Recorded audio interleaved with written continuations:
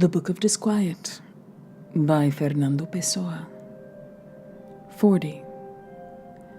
Sometimes I feel, I'm not sure why, a touch of foretold death.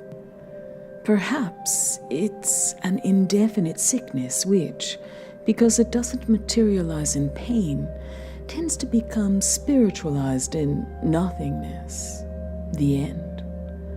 Or perhaps it's a weariness that needs a slumber far deeper than sleeping affords. All I know is that I feel like a sick man who has been getting steadily worse, until at last he calmly and without regret extends his feeble hands over the bedspread he had been clutching.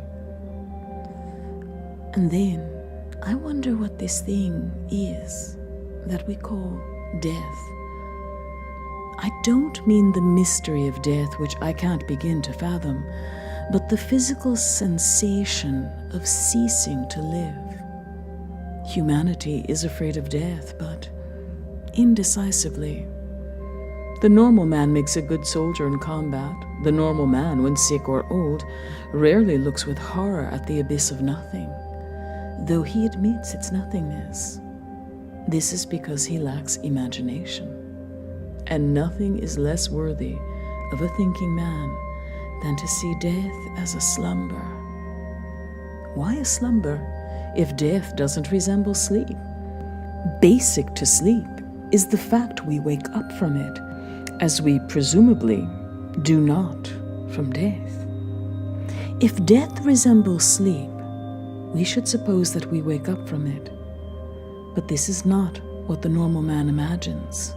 He imagines death as a slumber no one wakes up from, which means nothing. Death does not resemble slumber, I said, since in slumber one is alive and sleeping, and I don't know how death can resemble anything at all for us, since we have no experience of it, nor anything to compare it to.